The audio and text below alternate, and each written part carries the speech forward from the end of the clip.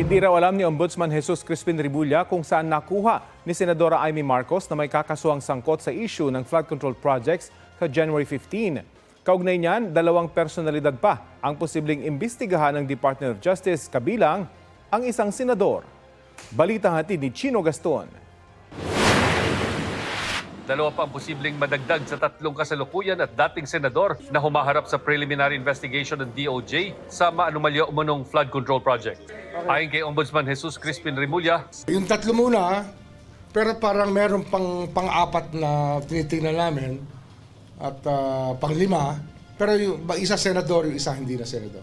hindi sila pinangalanan ni Remulla. Pero ilang senador at dating senador, pati mga kongresista, ang sumasailalim ngayon sa fact-finding investigation ng Ombudsman.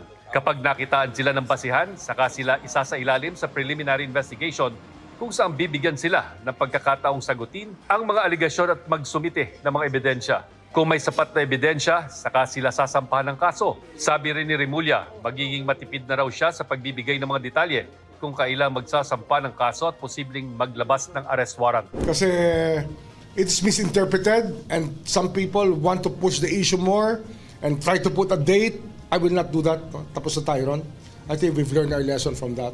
Hindi raw alam ni Remulla kung saan nakuha ni Senadora Amy Marcos ang sinasabi nitong petsang January 15 para sa pagsasampa ng kaso laban kina dating Senator Bong Revilla, Senator Jinggoy Estrada at Senator Joel Villanueva. Buti siya, alam niya. Ako, hindi ko alam yun.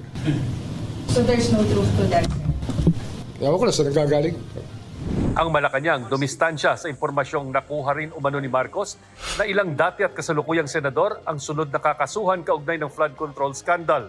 Pinabulaanan din ng palasyo ang nakuhang impormasyon ng senadora na bubuwagin sa Pebrero ang Independent Commission for Infrastructure. Wala po na pag-uusapan kung magkakaroon ng replacement, pero nagpapatuloy pa rin po ang ICI. Pero ang in-expect po ng Pangulo ay magkaroon din po ng batas para magkaroon ng Independent Commission. Chino Gaston nagbabalita para sa GMA Integrated News.